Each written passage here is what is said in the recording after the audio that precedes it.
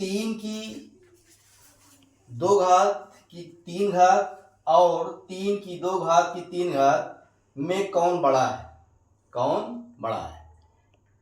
देखिए, देखने में ये एक जैसे लग रहे हैं कि दोनों तो एक ही है, लेकिन ऐसा नहीं है। इन दोनों में ये देखना है कि इन दोनों में कौन बड़ा है और कौन छोटा है। तो कैसे करेंगे? देखिए, इसमें तो सबसे पहले इसका हम मान निकाल लेंगे।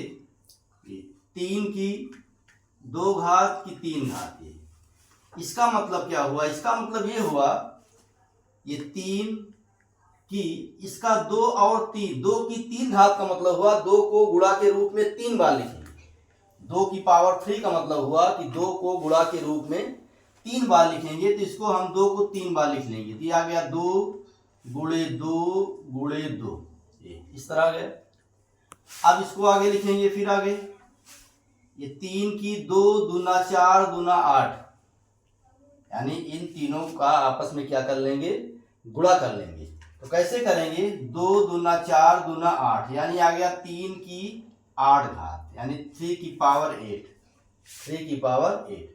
अब दूसरा वाला जो दिया गया है इसको देखेंगे।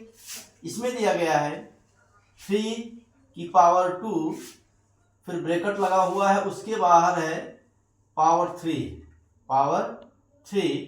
तो इसको कैसे करेंगे? ये 3 की पावर 2 है। अब इसमें ये देखेंगे कि घात के ऊपर घात लगी है। अगर घात के ऊपर घात लगी रहती है तो उनका आपस में घातों का गुणा हो जाता है, घातों का आपस में गुणा हो जाता है।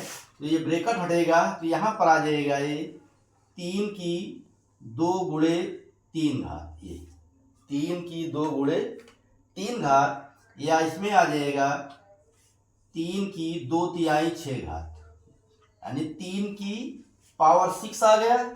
इसमें आ गया 3 की पावर 8, इसमें है 3 की पावर 6। अब ये देखेंगे 3 की पावर 8 का मतलब हुआ 3 को गुणा के रूप में 8 बार लिखेंगे। और इसमें क्या है? इसमें 3 को गुणा के रूप में 6 बार लिखेंगे और उनका आपस में गुणा कर लेंगे। तो जाहिर है कि ये बड़ा होगा। 3 की पावर 8 घात ये क्या है? बड़ा है। तो आगे लिखेंगे इसमें, अतः 3 की पावर 8 बड़ा है। ये आ जाएगा आंसर।